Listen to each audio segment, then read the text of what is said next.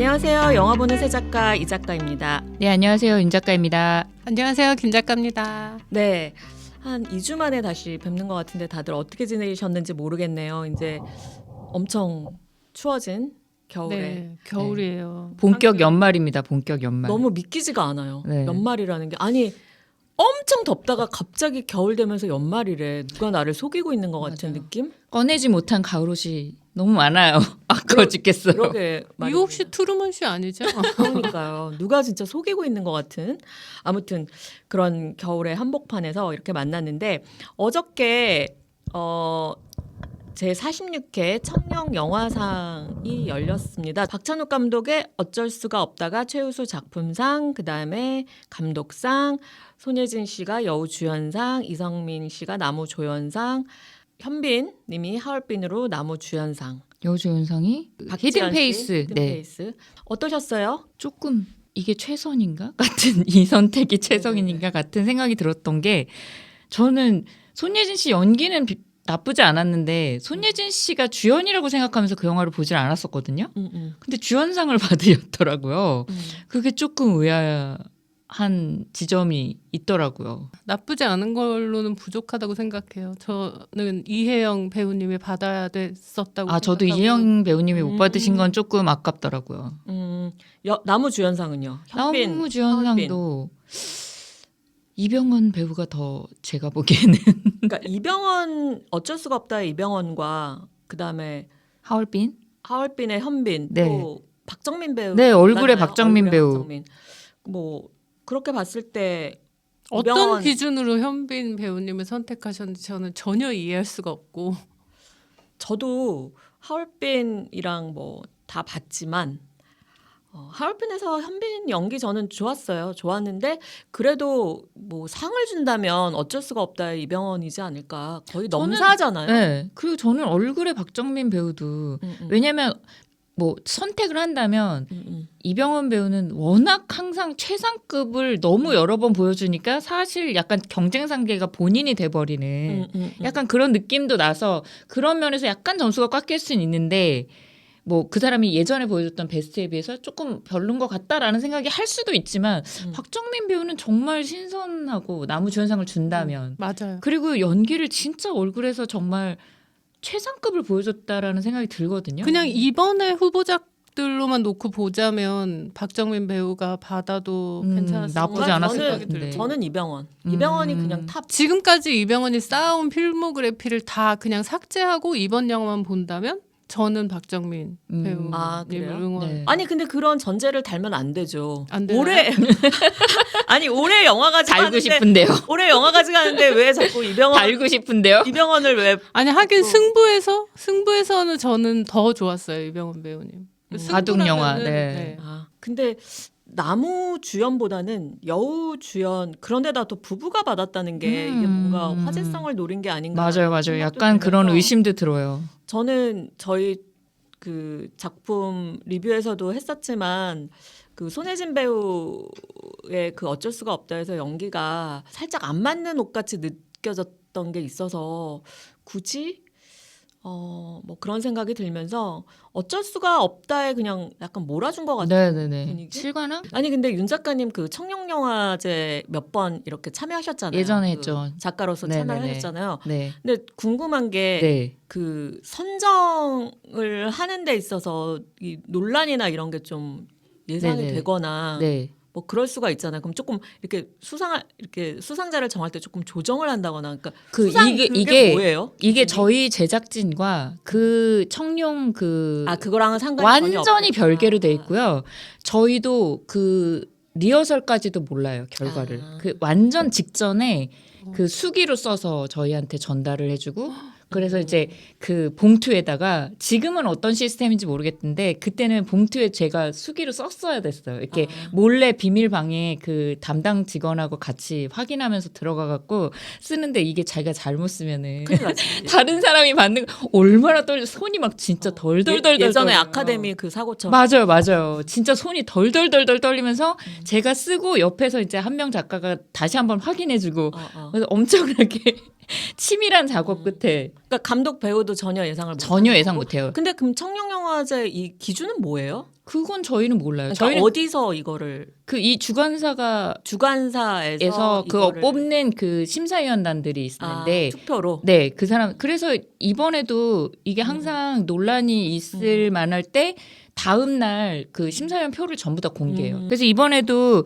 제가 기사로 보기에는 그 얼굴의 박정민 배우랑 하얼빈의 현빈 배우가 자꾸 투표를 해도 계속 동률이 나와서 네티즌 표를 한 표를 더 플러스를 시켰다라고 하더라고요.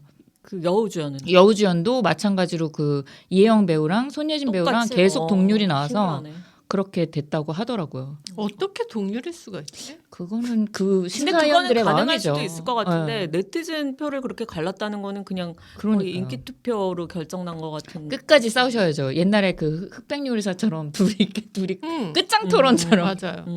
그래서 그런 것도 옛날에 제가 했던 시상식 중에 하정우 배우가 시상자로 나왔어요. 네. 근데 그 회에 또 후보였던 거예요. 근데 저희는 그때 이제 직전에 결과를 이미 받았기 때문에 안 알았는데 본인은 이제 봉투만 들고 있으니까 모르잖아요. 그래서 우리가 이제 대본에다가 이걸 다시 2년 연속 수상을 하게 되면 그 어떤 공약을 걸겠냐. 아, 그거 일부러 넣으신 거예요? 네. 근데 하정우 배우는 당연히 안될 본인이 줄 알고. 안 될 거라고 생각하고 그때. 국토정단을 건 거예요. 아, 그게 그러면 그 윤 작가님 작품이거든요. 뭐 오로지 제 혼자는 어쨌든 아니지만 그때 저희 제작진에, 팀에 예, 그렇죠. 그래서 국토 대장정. 그래서 우리가 힌트를 주긴 했어요. 좀 다시 생각해 보시는 건 어떠냐.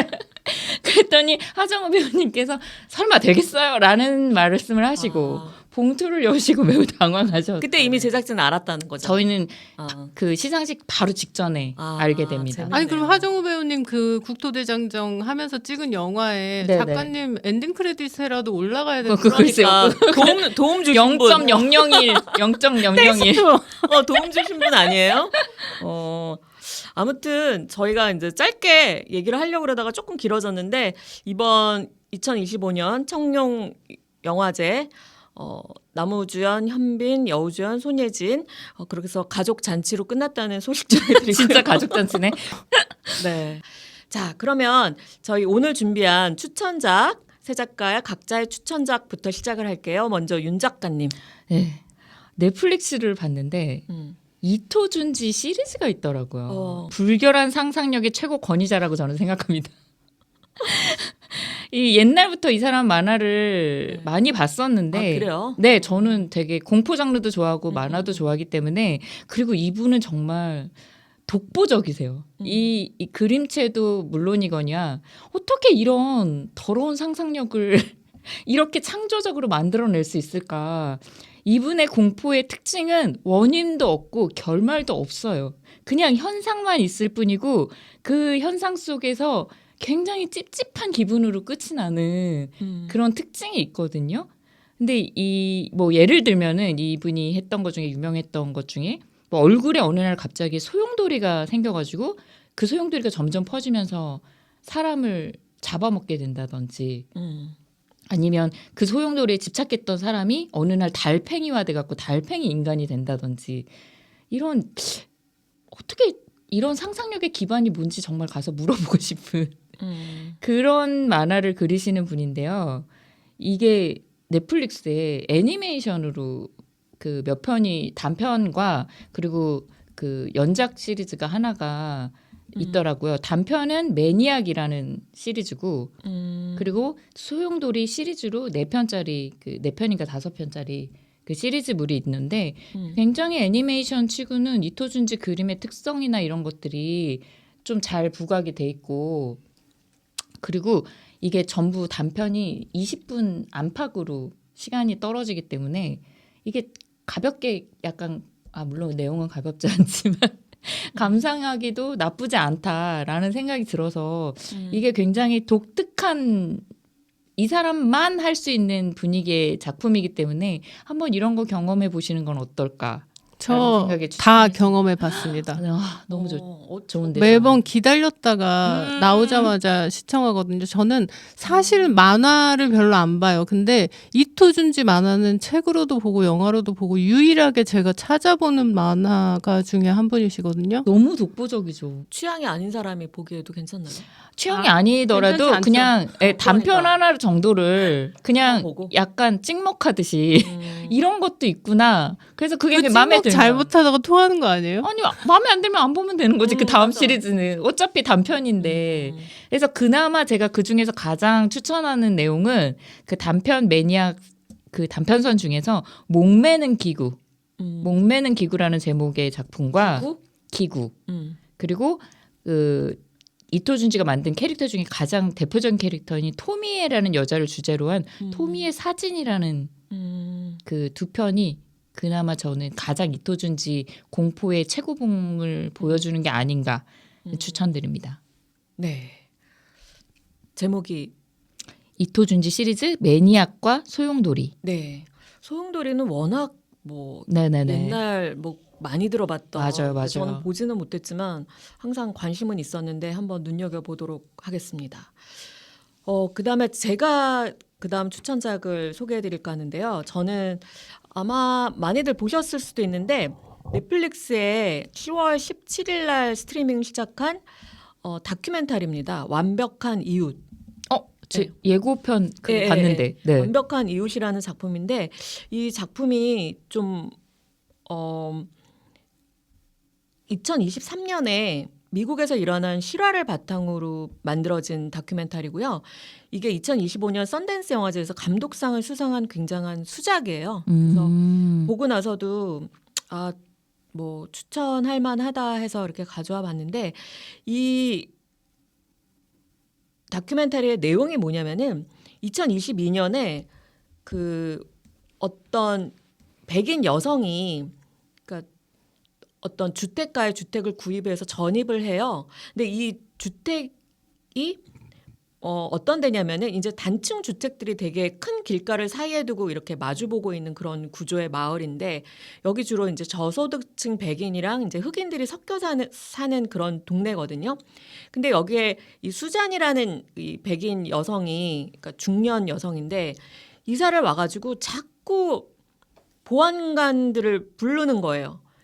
왜 부르느냐? 저 흑인 아이들이 너무너무 시끄러워서 자기 아무것도 할 수가 없다. 거의 1년 내내 보안관들을 불러가지고 뭐 그런 행동을 한다거나 그러면 그리고 아이들한테 막 인종차별적인 욕설을 한다거나 막 니거 막 검둥이 막 이런 욕설을 하고 무단 침입 금지라는 막 편말을 막 세워놓고 엄청나게 이런 갈등들이 많이 있었는데 어느 날 싱글맘 흑인 여성이 있는데 아이가 3명이에요. 근데 이 흑인 여성이 이 수잔이랑 갈등이 되게 그전에도 심해가지고 기분이 안 좋던 차에 자기 아들의 태블릿 PC를 이 수잔이라는 여자가 뺏어간 거예요. 시끄럽게 군다고. 그래가지고 이 수잔의 집 현관을 찾아가가지고 막 문을 두드리면서 태블릿 PC를 내놓으라고 우리 아들 거 내놓으라고 막 두드렸는데 그 수잔이라는 여자가 집안에서 총을 쏴서 이 여자 죽어요. 어머. 그래서 그 문을 열지도 않은 채 총을 쐈는데 가슴을 관통하면서 죽고 아이들은 졸제 고아가 되는 엄청난 너무 사건이, 미국적인 사건이다. 네, 엄청난 사건이 벌어졌는데 이 수잔이라는 여자가 당연히 막 바로 잡혀가서 어떻게 될 것 같잖아요. 근데 이게 또 법의 보호를 받는군요. 그렇죠. 이게 이 사람이 정당방위냐 아니냐 이게 이제 관건이 되는데 이 작품에서 이제 말하고자 하는 거는 그 미국의 총기 소유가 합법이잖아요. 근데 여기서 스탠드 유어 그라운드 법이라는 게 있어요. 그러니까 쉽게 말하면 스탠드 유어 그라운드, 그러니까 우리말로 하면은 네가 딛고 있는 곳에서 물러서지 마라. 라는 이런 법이 있는 거예요. 그래서 나만의 것으로 인정되는 공간을 침범한 사람한테 총기를 마음대로 사용할 수 있는 권리가 있다. 그래가지고 이게 플로리다주랑 한 30개 주에서 이거를 시행하고 있는데 이 법이 시행이 되면서 엄청나게 많은 사람들이 총을 쏴서 타인을 죽이는 행위를 일삼게 되면서 총기를 반대하는 반총기 단체에서는 이 법이 선제 사격법이다 하면서 정당방위였던 주장하는 사람이 3배가 늘어났다라고 해서 엄청 반대를 하는데 여기서 문제는 뭐냐면은 이걸 총으로 쏘는 사람들은 대부분 그 유색 인종을 상대로 한 백인들이 많은 거예요. 아. 여기에 또 인종 문제까지 이제 벌어지고 그래서 이 사건도 이건 이제 보실 분들을 위해서 결말은 이야기를 안 하겠지만 네. 당연히 이 사람 살인죄로 어떻게 될 것 같지만 이게 이제 이 법 가지고 이제 다투면서 이제 뭐 여러 가지 일들이 벌어지는데 이 사건을 통해서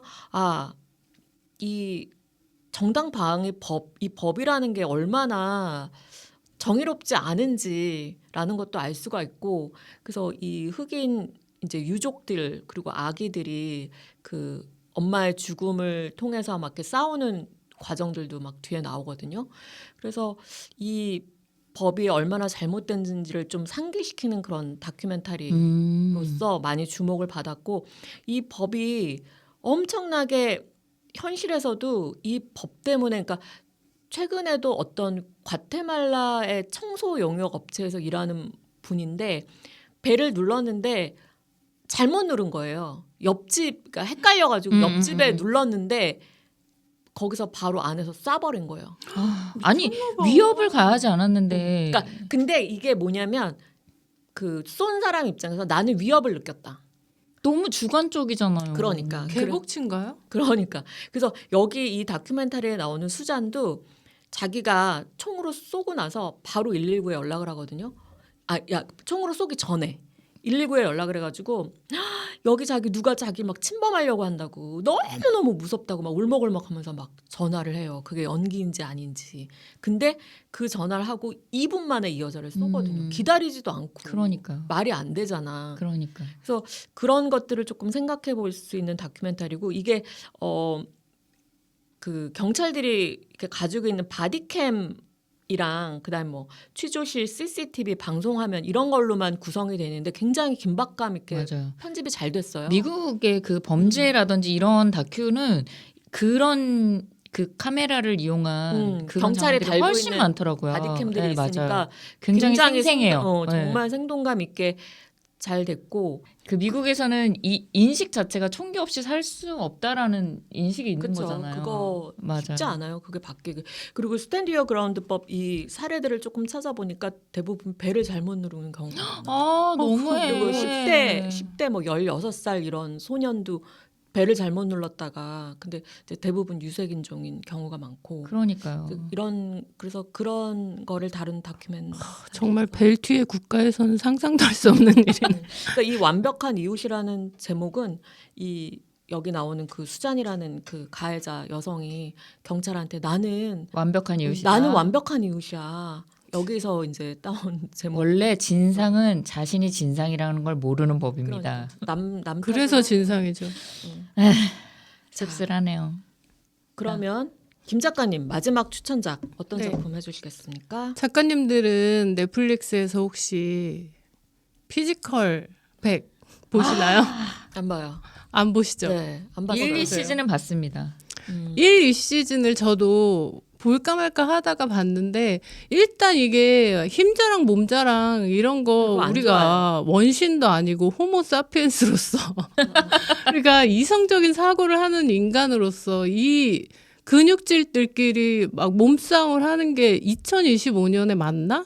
하는 선입견을 가지고 있었거든요. 근데 이게 보면은 계속 보게 되고 이 단순한 대결이 주는 쾌감 같은 게 있거든요. 근데 시즌 1, 2는 그냥 그렇구나 하고 말았는데 이번에 피지컬 아시아라고 나왔어요. 이게 또 꽤 볼만합니다. 국가대항전이거든요. 한국이랑 일본이랑 태국, 몽골, 튀르키예, 인도네시아, 호주, 필리핀 이렇게 8개국이 6명씩 출전을 해서 대결을 하는데 파퀴아오라고 되게 유명한 선수 있거든요. 그분도 나오시고. 그분 엄청난 그 슈퍼스타 아니었어요? 맞아요. 그 나라의 국민 영웅으로 추앙받고 계시는 분이라고. 네네. 맞아요. 네, 근데 제가 이 국가대항전을 보면서 한국 선수들이 어떻게 싸우는지를 보려고 보기 시작했는데 몽골 선수들이 있어요. 근데 등장할 때부터 심상치 않았거든요. 이 모두 다 경쟁에 심취돼가지고 우리가 짱이야, 우리가 이길 거야 하는 가운데 몽골 선수들은 너무너무 그 순수한 신생아의 얼굴 표정으로 뭐 재밌겠네요. 뭐 최선을 다할게요. 이거 저도 저 아깝게 졌네. 다음에 잘하면 되지. 막 이런 마인드로 계속 참여를 하시거든요. 그런 걸 보다 보면 내가 한국 사람이지만 몽골 팀을 응원하게 되는 거예요. 맞아요. 자연스럽게. 이거 몽골팀 응원하는 글들을 되게 많이 봤는데 그죠? 그 굉장히 매력 있고 그리고 이 몽골 자체에서도 지금 이 피지컬 백에 완전히 온 나라가 난리가 날 정도로 왜냐하면 지금 요 네네. 시리즈요? 왜냐하면 몽골이라는 나라 자체가 인구가 워낙 그 적기 때문에 어떤 스포츠로서 뭔가 큰 성과를 낸 적이 별로 없고 근데 이제 이런 거에서 몽골이라는 나라를 하나로 쳐서 이렇게 단독으로 보여주는 경우도 거의 없었을 뿐더러 그런 것 같네요. 네. 진짜. 그리고 자기네 그 어떤 이거 굉장히 성적도 좋았다고 들었거든요. 네, 몽골 꽤 선수들. 올라가요. 그러니까 이제 이런 것들이 약간 말하자면 국뽕도 약간 느끼게 해주는 그래서 이게 막 그 뭐 월드컵 우리나라 사람들이 모여서 보듯이 광장에 어마어마한 사람들이 모여서 진짜요? 네. 이게 거의 전 국민이 보는 엄청난 오락 스포츠 완전 예능이 국민 됐다고. 예능이 됐네. 네네네. 그랬다고 들었어요. 그리고 몽골 선수들은 이 싸울 때도 경기장에 딱 이제 도착을 하면 어떻게 싸울지를 전략을 짜고 이렇게 싸워요. 근데 해결하는 방법도 다른 국가들과는 굉장히 다른 아이디어, 다른 솔루션으로 그거를 해결하는 것도 굉장히 매력 있고 저 국가의 문화가 어떤지 한번 경험해보고 싶다 같은 생각도 하게 되고 몽골 팀 덕분에 이번에 피지컬 아시아가 그 전 시리즈에 비해서 되게 좋았던 경험이어서 추천을 하게 됐습니다. 그러면 뭐 매달리기라든지 뭐 달리기라든지 그런 기초 체육을 주로 그런 되게 여러 가지예요. 달리기도 있고 힘자랑도 있고 뭐 우리 팀끼리 하는 것도 있고 몇 명씩 선발해서 하는 것도 있는데 그게 뭐 순발력 어떤 거는 파워 뭐 여러 가지가 있습니다. 전혀 관심이 없었는데 조금 또 관심이 또 생기네요. 네. 그리고 제가 옛날에 1, 2편 봤을 때도 편집이나 약간 그런 것들을 되게 잘해. 다이나믹하게 잘해요. 이게 몰입이 될 수밖에 없을 정도로. 한번 보면 못 빠져나오게 네네네. 해. 남자만 나오는 거예요? 아니요. 아니에요. 남녀 예. 상관없이. 이번에도 이번에도 무조건 성비가 여자 맞아요. 2명, 나머지는 남자 4명 이렇게 구성이 되도록. 아니 저는 개인적으로 이제 몸을 잘 못 쓰는 몸치고 이제 그러다 보니까 몸을 잘 쓰는 사람 너무 좋아하거든요. 맞아요. 그러니까 운동을 잘한다거나 춤을 잘 춘다거나 그래서 스포츠 보는 것도 되게 좋아하고 근데 이 피지컬 아시아 요 작품은 조금 접근이 저도 약간 이렇게 조금 뭐라 그러지 좀 우통을 많이 벗고 이렇게 예고편에 하는 맞아요. 예고편만 보면 훅성 탈출이 따로 없거든요. 아니 약간 옛날에 그 300 이런 영화는 좋아했는데 이 예능에서는 약간 부담스러웠어요. 저 그런 예고편이. 근데 지금 생각하니까 조금 저도 빠져들 수도 있겠다. 그런 맞아요. 생각도. 이게 앞으로 이 판권 이런 게 팔려가지고 미국 편도 만들고 뭐 이게 근데 정말 세계적으로 할 만한 아이템이고 기대되는 아이템. 몽골 편 나왔으면 좋겠다. 네. 이게 우리나라 오리지널이죠. 오리지널이죠. 네네. 와, 정말 대단합니다. 태오에서 만들었어요. 태오가 만든 거군요.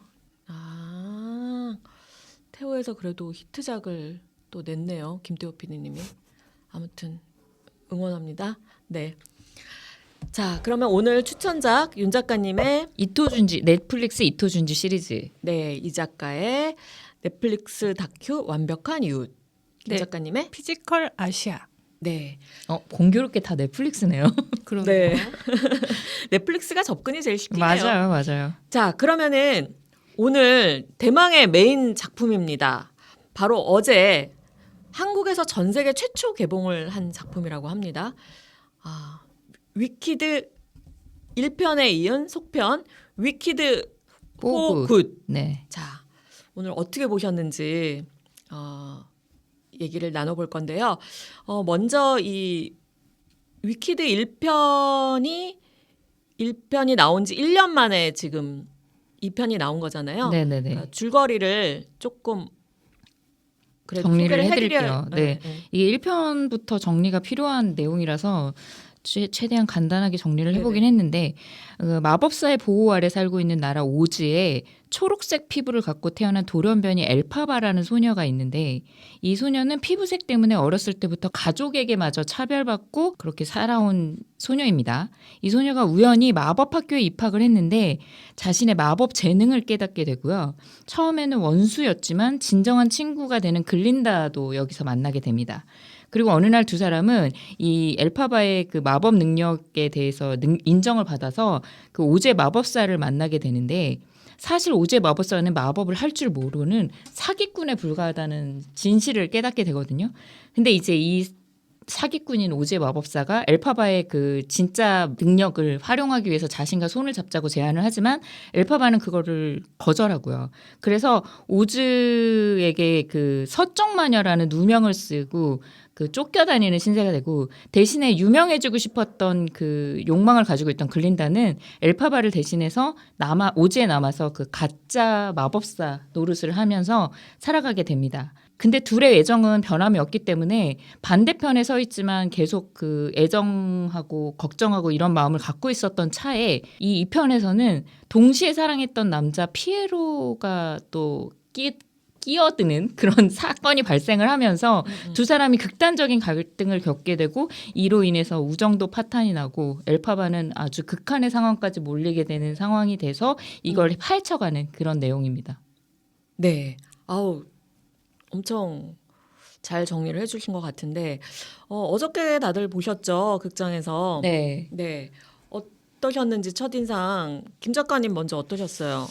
저는 솔직히 1편은 힘들었어요. 1편이 너무 뭐랄까 까불고 나대가지고 영화가 조금 불편했는데 2편이 그 1편에 불편했던 것을 다 불식시켜주면서 2편은 굉장히라고 하기에는 좀 그렇고 기대보다 좋았다라고 할까요? 저는 정확하게 반대입니다. 아 그래요? 저는 1편이 굉장히 밝고 그러니까 저는 뮤지컬 영화로서의 그 가치가 훨씬 더 뛰어났던 작품이라고 생각하고요. 뮤지컬 작품의 가장 큰 미덕은 저는 그 뮤지컬 넘버라고 생각을 하거든요. 근데 1편의 모든 곡들은 대부분 귀에 이렇게 박히는 굉장히 유명하기도 하고 좋은 노래들이 꽤 많았어요. 특히 그 엔딩에 나오는 그래비티는 이 영화 자체를 아우르는 거의 대표적인 곡이기도 하면서 Defying Gravity. 네네. 그 곡을 어떤 포텐을 터뜨리기 위한 서사가 이렇게 쌓이면서 맞아요. 마지막에 폭발하는 그 어떤 쾌감까지 느껴지는 완성된 한 편의 영화 같이 느껴졌는데 이번 2편은 너무 어둡고 그 넘버도 너무 매력이 없고 그 약간 마무리나 중간 과정도 약간 좀 스러운 느낌도 있고 그래서 저는 1편보다는 조금 덜 했다. 윤 작가님 이토준지 재밌게 보신 분이 이 영화를 어둡다고 하실 수 있나요?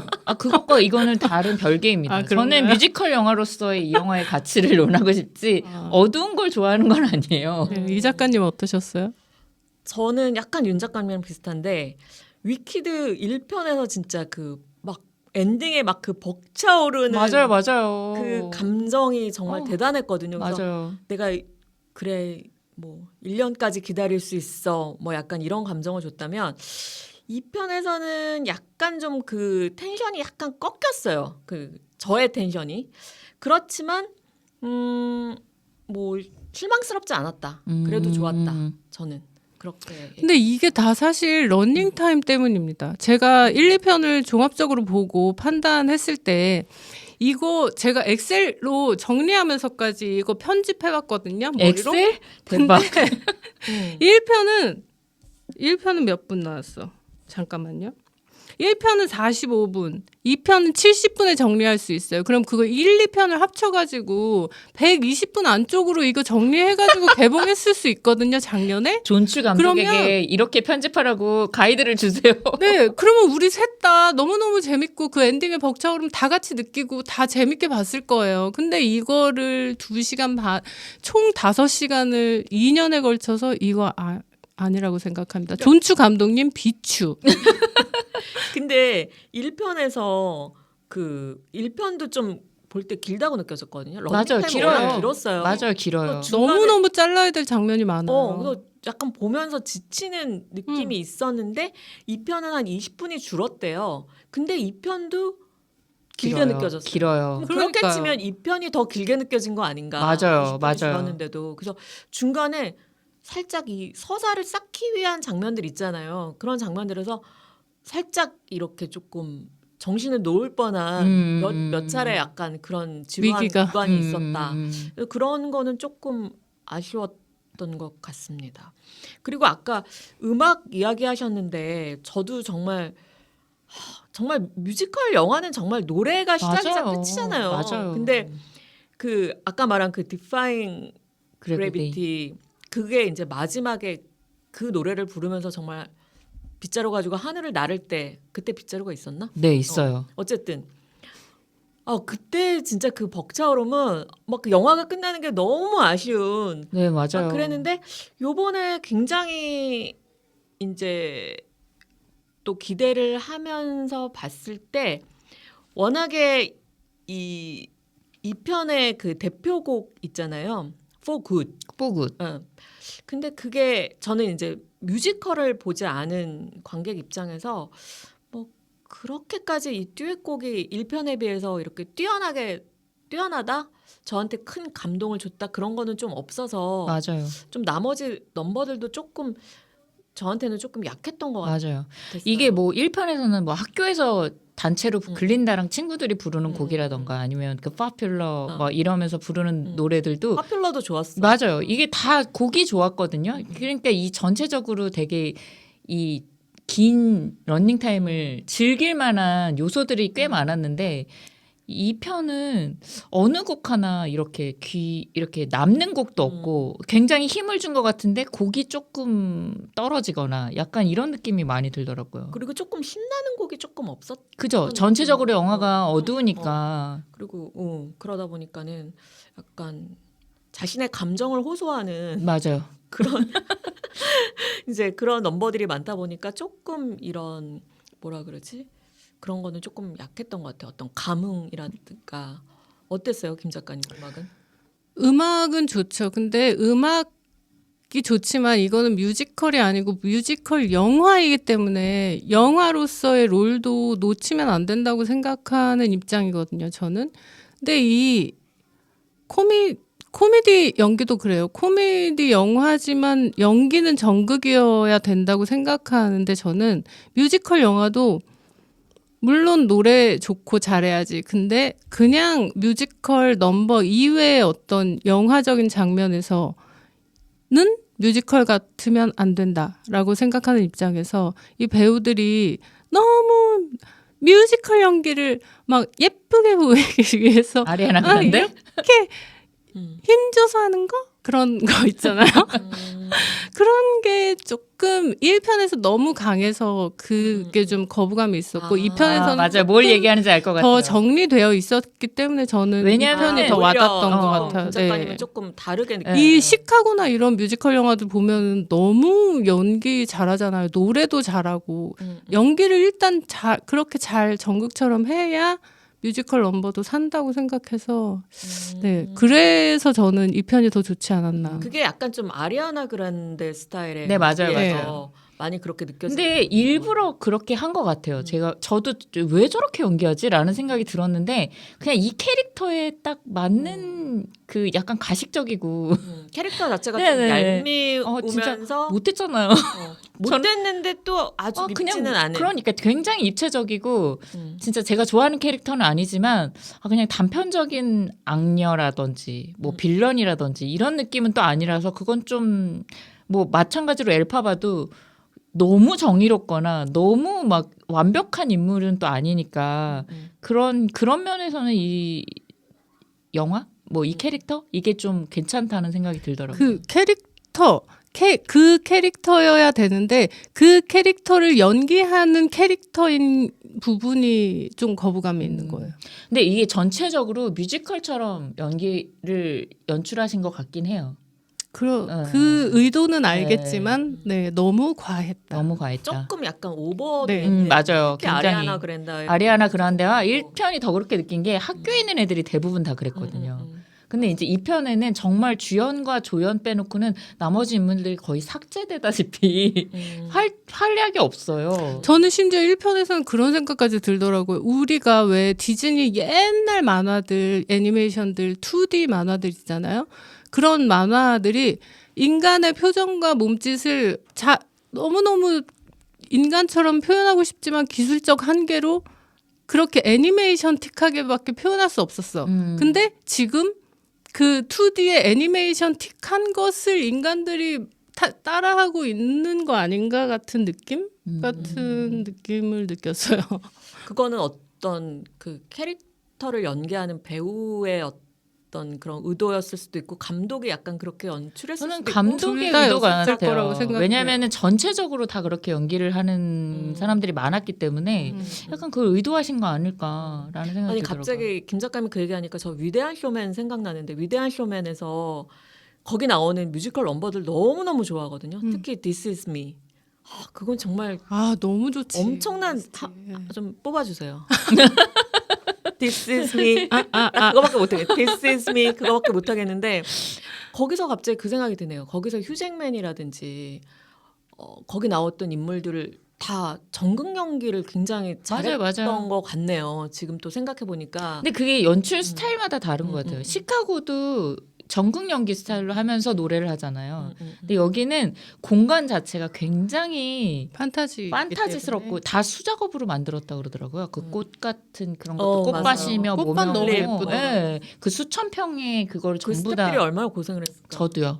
굳이 그랬어야 했나 모르겠지만 아무튼 그 환상적인 어떤 그 오즈 월드를 약간 맞아. 그 공간 시공간 자체가 또 굉장히 판타지적인 공간이니까 조금 약간 거기에 맞는 연출을 하지 않았나? 사실 그렇게 치면 원카 같은 경우도 굉장히 약간 연극적인 연기를 하잖아요. 티모시 샬라메나 거기 나오는 인물들이 거기도 보면은 굉장히 시공간 자체가 거의 없는 맞아요. 판타지적인 공간이다 보니까 또 그런 연기가 그렇게 나쁘지 않았거든요.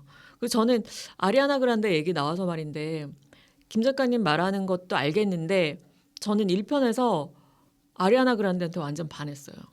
너무 귀여운 거야. 내 눈에는. 너무 재수없고 귀여워요. 그러니까 그 재수 없음도 너무 귀여워. 맞아요. 그 캐릭터 정말 너무 희한한 캐릭터예요, 진짜. 그리고 개인적으로 핑크색 진짜 안 좋아하는데 너무 어울리는 거야. 잘 어울려요, 맞아요. 진짜 사람이 핑크야 그냥 사람 자체가. 사람 자체가 그냥 핑크가 돼버리는 그런 소화력 그런 게 너무 이 역할에 딱이었다. 되게 너무 얄밉고 되게 어떻게 보면 못된 애고 굉장히 이기적인 애고 맞아요. 자기밖에 모르고 맞아요. 이런 애인데 그럼에도 막 내면에 약간 선한 게 또 있잖아요. 그 선한 걸 하고 싶어하고. 네, 그게 이 위키드라는 뮤지컬 그리고 이 영화의 매력인 것 같아요. 그러니까 맞아요. 엘파바도 문제가 있잖아요. 그럼요. 엘파바도 그리고 결국에는 분노 조절 장애도 있고. 네.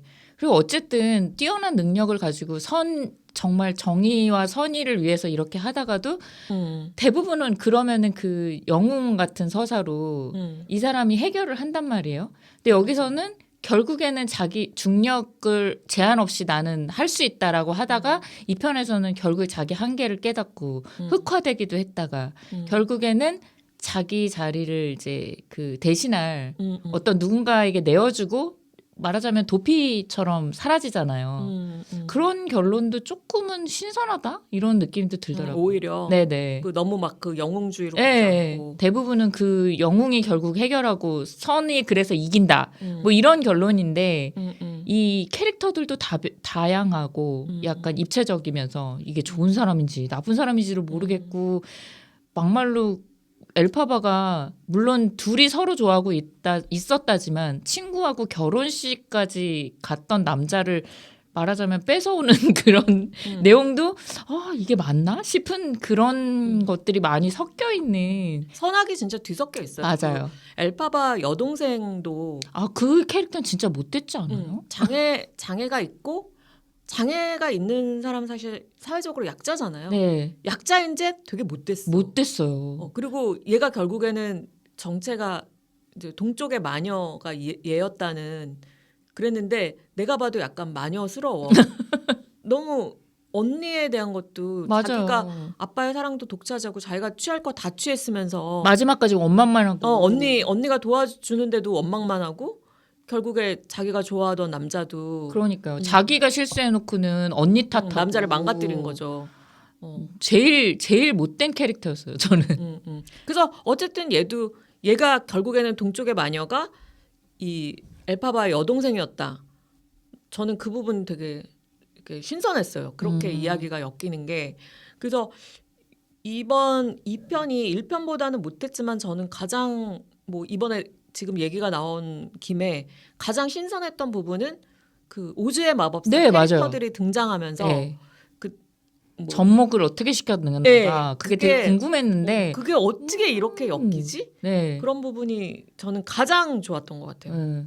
그러니까 거기서도 사자라든지 깡통이라든지 허수아비가 우리가 그냥 동화 속에서 착하고 그냥 좀 약간 약자에 도와줘야 되는 사람들이 아니고 사실 사자 너무 피해망상 아닌가라는 생각도 들고 깡통도 뭐 자기는 오해를 한 거 양철 그렇죠.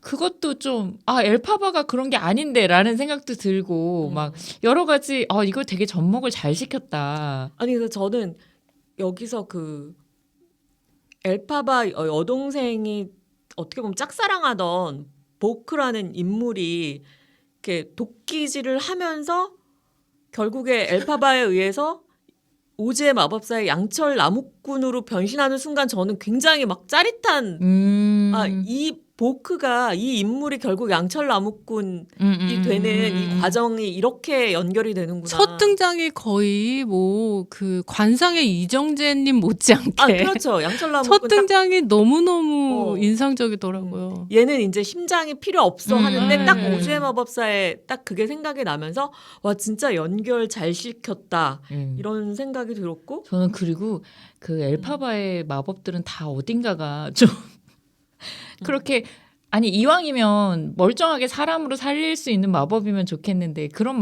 그러니까 뭔가가 다 결함이 있는 마법들이잖아요. 그래서 결국 자기도 그런 얘기를 하잖아요. 자기가 정말 최선을 다해서 노력하고 선의를 위해서 여러 가지를 하지만 항상 결과는 좋지 않다. 나만 욕먹는다. 그게 되게 안타깝기도 하고 그런 생각이 들더라고요. 근데 그게 사실 현실이잖아요. 맞아, 우리 맞아. 현실이 그렇고 우리는 그런 삶을 살고 있잖아요. 그게 맞아요. 되게 저는 이 설정 자체도 이게 어쨌든 차별과 억압이나 이런 기본 바탕을 그걸 깔고 가는 거잖아요. 초록색 그 피부부터. 근데 거기 이제 나오는 등장인물들이 동양인, 흑인, 장애인까지도 막 섞여 나오는데 그 사람들이 지금 현실에서는 차별받지만 그 사람들이 차별받지 않는 세상인데 그 세상에서마저도 동물이나 초록색 피부를 또 차별하게 되잖아요. 그렇죠.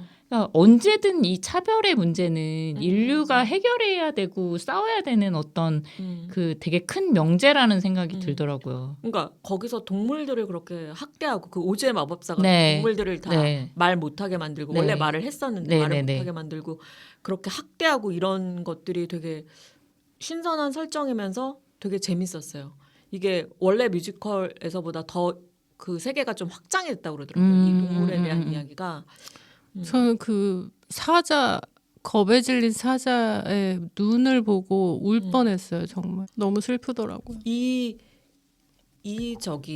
위키드가 그 소설을 네, 원작으로 한 뮤지컬을 맞아요. 이 영화는 그 뮤지컬을 또 영화한 거죠. 영화한 네네. 거잖아요. 근데 그 그레고리 맥과이어라는 이 소설가가 그러니까 위키드를 쓴 소설가가 그 자기가 겪었던 일, 그러니까 이 사람이 자기가 태어나면서 엄마가 자기를 낳다가 죽었대요. 엄마가 자기를 낳다 죽은 그런 아픔. 그런데 엄마가 사망한 다음에 이모가 고아원에 보낸 거야. 그래서 고아원에서 살다가 다시 아버지가 재혼하면서 왔어. 그래서 이복 형제들 사이에서 자라고 그다음에 또 이 사람 또 동성 연애자야. 그래서 자기 약자나 고아에 대한 관심이 커서 자기 소설들의 그런 내용들을 많이 넣었대요. 그래서 이 위키드도 사실 말씀하신 대로 그 메시지가 네네네. 약자나 차별, 그다음에 뭐 어떤 뭐 전체주의, 독재자 이런 거에 대한 그 메타포가 되게 많잖아요. 그게 겉핥기가 아니라 진짜 상처를 받아보지 않은 사람은 상처에 대해서 알지 못하는 것 같아요. 그냥 상상만 하는 거죠. 네, 그거랑은 다른 진짜 겉핥기가 아닌 통찰력 같은 게 스토리에 담겨 있어서 정말 대단한 것 같더라고요. 근데 저는 이게 뭐 스토리와 전혀 상관없이 마지막에 그 엘파바가 사라지는 연기인지는 몰랐지만 처음에는 그러면서 나왔던 가사가 그냥 한 번도 그 사랑받아보지 못한 고독한 한 여인의 삶이 이제 끝나간다라는 류의 그런 가사가 있었는데 거기서 굉장히 좀 울컥한 느낌이 드는 되게 굉장히 엘파바 개인으로 보면 진짜 삶이 너무 고난스럽잖아요. 누구에게도 그렇죠. 예, 태어나자마자 저기 핍박 받았죠. 네. 엄마한테 태어나자마자. 그런 느낌이 저는 그 동물들이 짐 싸서 떠나려고 할 때가 제일 슬펐는데 동물에 대해서 너무 호의적이니까. 동물들도 슬펐고, 그다음에 솔직히 태어나자마자 차별받는다, 그게 뭐 계속 일어나는 일들이잖아요. 맞아요. 이 엘파바뿐만이 아니라 그리고 이렇게 낙인 찍는 과정에서도 쟤는 무서워, 쟤는 악마야, 그러면 악마가 돼버리고 마녀가 돼버리는 이런 뭐 것들이라든지, 그다음에 사람들의 그거 있잖아. 서로 그냥 거기 보면 그 학교 애들도 그렇고 마을 사람들도 그렇고, 누가 쟤는 나빠 그러면 나쁘다 맞아요. 죽이자 맞아요. 이런 그런 것들도 되게 무섭고, 그러니까 차별을 한다는 게 거의 인간의 본능인 것 같아요. 그래서 그 본능적으로 누군가를 소외시키거나 차별을 한다거나 이런 게, 그러니까 악한 본능? 사실 저도 고백하자면 이 영화를 보기 전까지는 이 영화를 차별하고 있었거든요.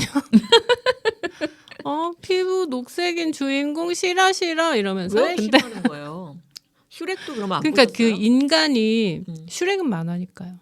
인간이 곤충을 싫어하는 이유도 생긴 게 징그러워서예요. 그냥 인간과 너무 다르게 생겨서 나도 싫어, 이잖아요. 그러고 보니까. 그냥 다르다는 걸 싫어한다는 것과 착각하는 것, 그거를 좀 구별해야 되겠다라는 깨달음을 얻었습니다. 아니 근데 약간 그런 의문도 들더라고요. 이 위키드의 그 초록 마녀도 그렇고, 오즈의 마법사에서부터 등장한 초록 마녀도 그렇고, 그다음에 슈렉의 그 피오나 공주도 그렇고, 왜 초록색이 이렇게 네거티브한 부정적인, 그 옛날에 약간, 그거 예. 알아요? 그 V라는 드라마에서 외계인이 초록색 맞아요. 초록 그 피우려고- 미국인들에게 무슨 의미가 있는 색인가요? 그런- 그럴 수도 있겠네요. 아니 그래서 왜 초록색이어야 되지? 이 생각이 들더라고요. 오, 궁금하긴 하네요, 진짜. 그리고 여기 막 그런 대사도 있잖아요. 초록과 핑크는 잘 어울린다면서. 그런 어떤 미술적인 그런 게 있나? 아니 왜냐하면 핑크를 상징하는 게 그 글린다고 초록을 상징하는 게 그 엘파바니까. 뭐 보색이라든지 그런 모르겠어요. 개념으로. 그렇게 말씀하시니까 이 그린과 핑크에 담고 있는 의미가 있을 수도 있겠다. 그 미국인들은 보편적으로 생각하는 뭐 공포의 색이라든지 뭐 우리는 약간 그런 게 있잖아요. 붉은색하면 불길해. 뭐 이런 식의 그런 상징의 색이 핑크는 알겠는데 초록색은 조금 우리 입장에서는 좀 이렇게 공감이 가지 않아서 초록 피부색의 그런 게 약간 궁금하긴 하더라고요. 그런 색깔은 그냥 색일 뿐인데 인간이 그 색에 더 씌운 어떤 사회적인 시선 같은 맞아요. 게 있잖아요. 이게 이 엘파바의 모습이 우리가 생각하는 고정적인 마녀의 형태를 띠고 있잖아요. 이 사람의 그 어떤 실제와는 다르게 이게 어떤 마녀의 상징이 돼버린 것처럼 약간 외형의 사람들이 그렇게 너무 많은 그 착각을 진짜처럼 믿고 있는 그런 것도 있겠다.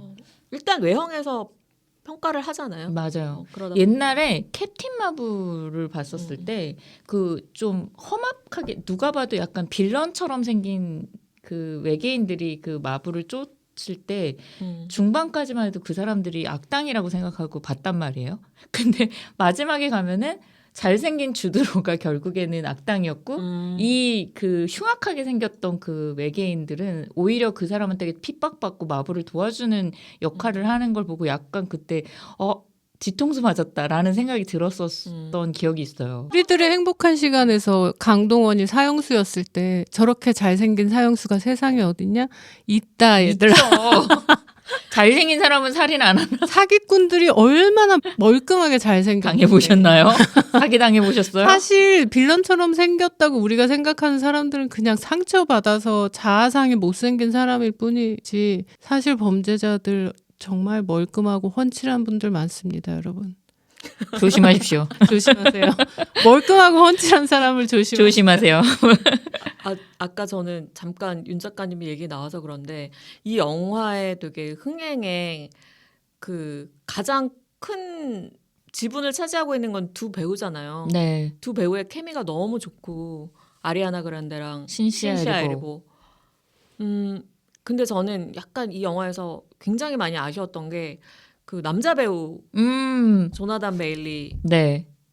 이 삼각관계가 있잖아요. 네. 근데 아까 잠깐 얘기 나왔지만 이 영화를 보면서 가장 실망했던 부분이 그 부분이거든요.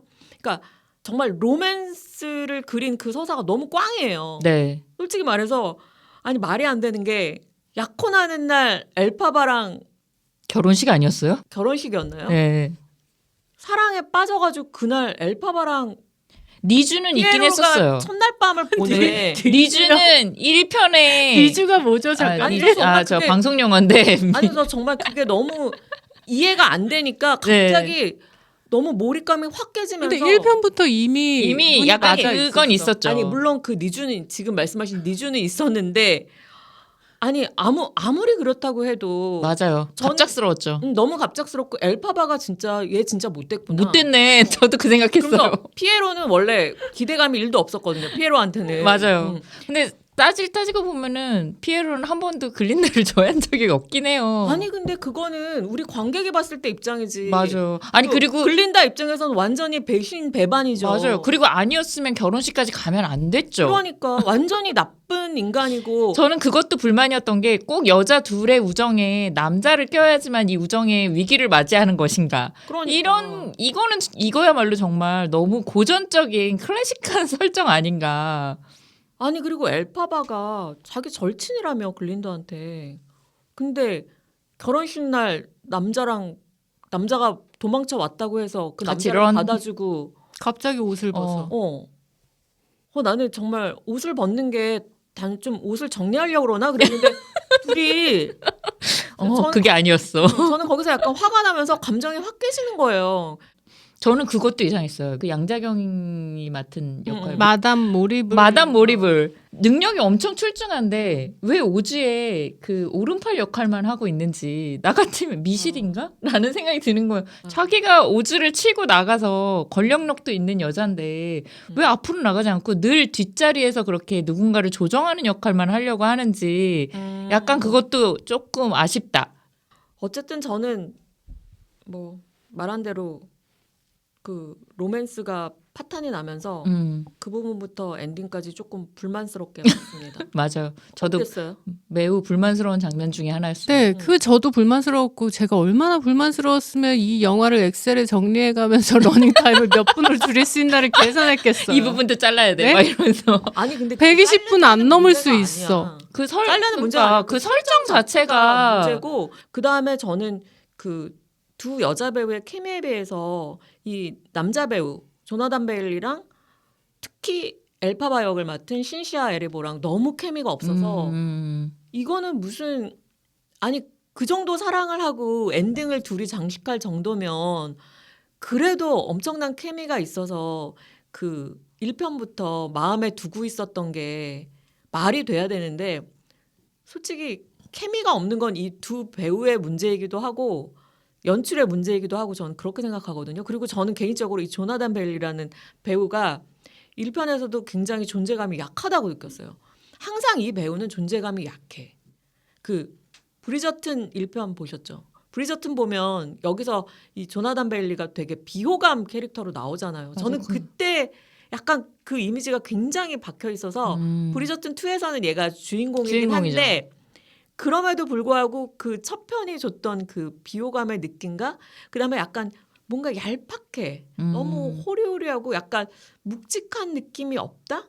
그래서 더 신시아 에리보랑 더 케미가 없었던 것 같아요. 오히려 아리아나 그란데는 조금 그래도 좀 날아가는 약간 느낌이 있잖아요. 가벼운. 그래서 둘이 조금 괜찮았는데 근데 이 남자를 두고 이 두 대단한 여자가 이 난리를 친다고?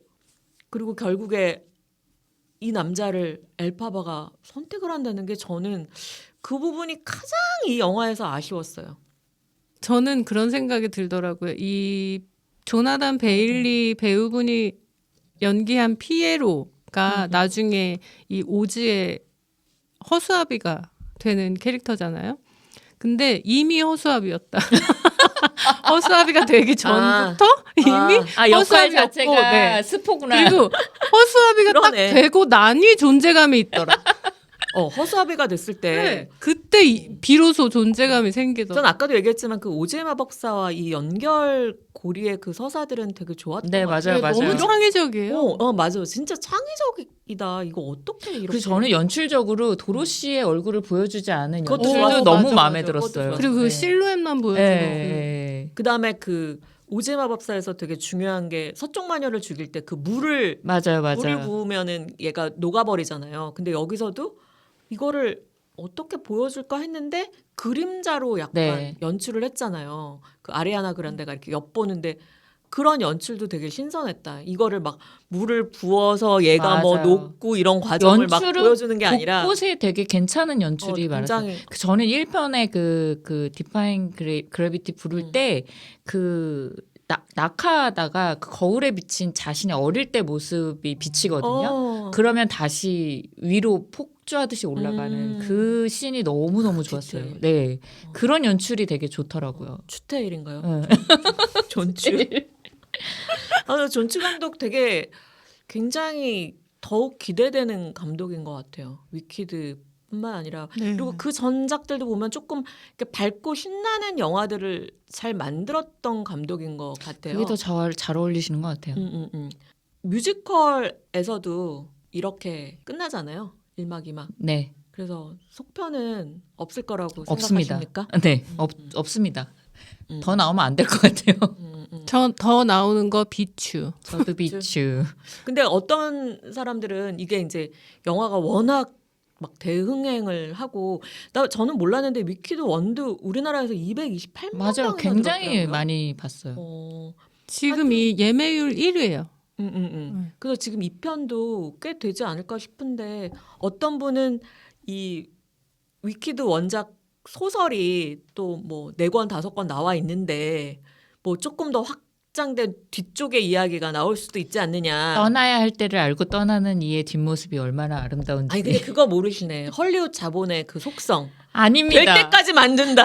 그러지 마세요. 그러지 마시라고요. 제발 좀. 될 때까지 만든다.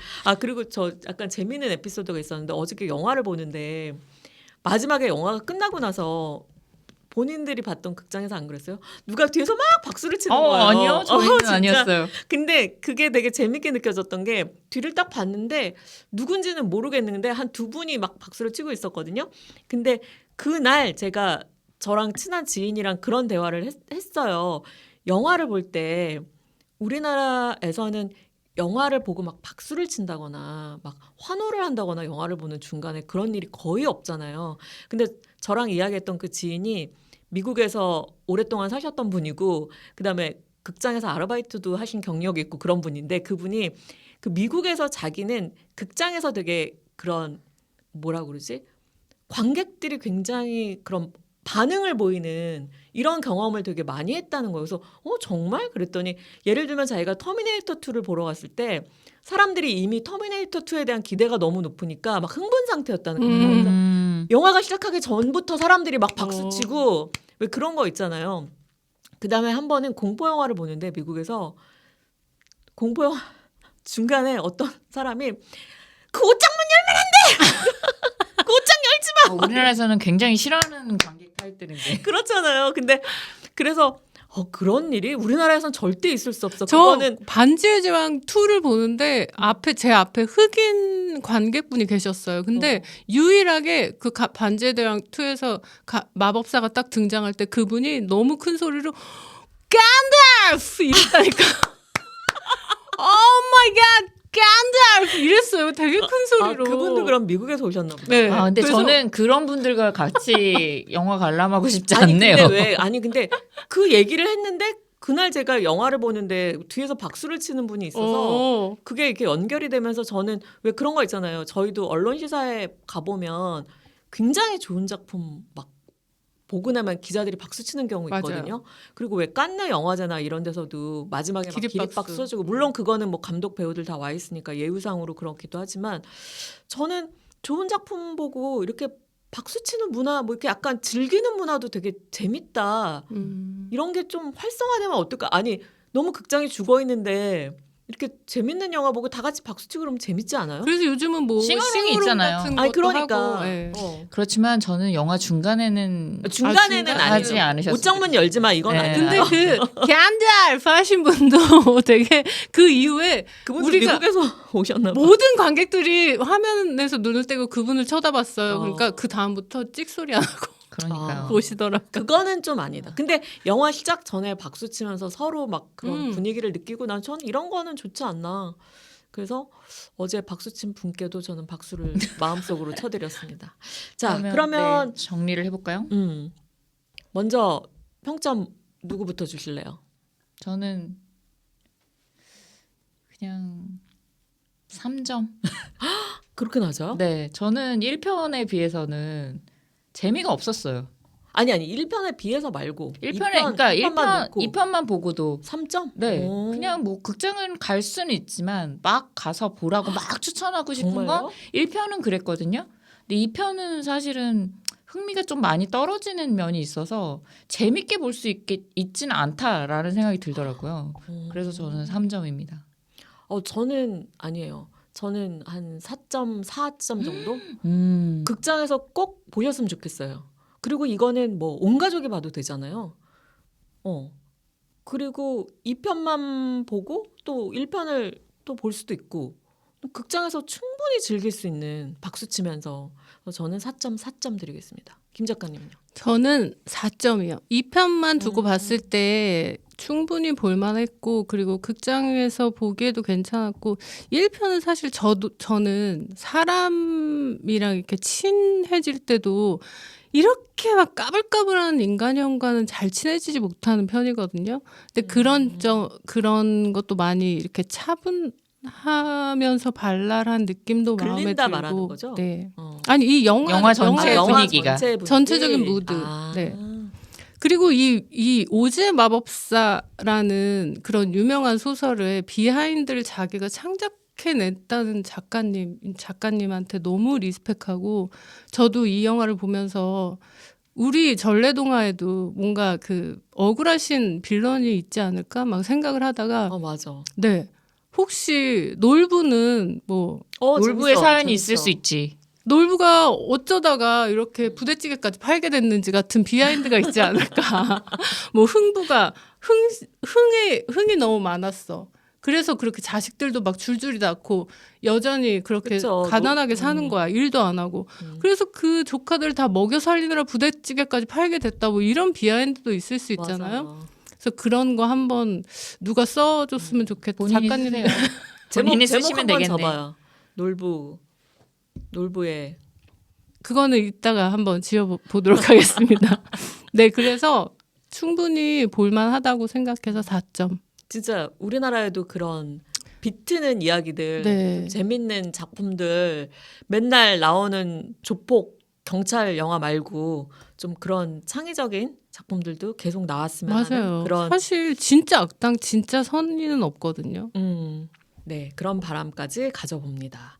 자, 그러면 저희는 다음에 또 재밌는 작품이 기다리고 있죠. 어마어마한 작품이 대기하고 있습니다. 어떤 작품인지는 비밀이고요. 자, 그러면 저희는 다음 시간에 다시 만나겠습니다. 그동안 건강하게 감기 걸리지 마시고 행복하게 지내세요. 감사합니다. 감사합니다. 감사합니다.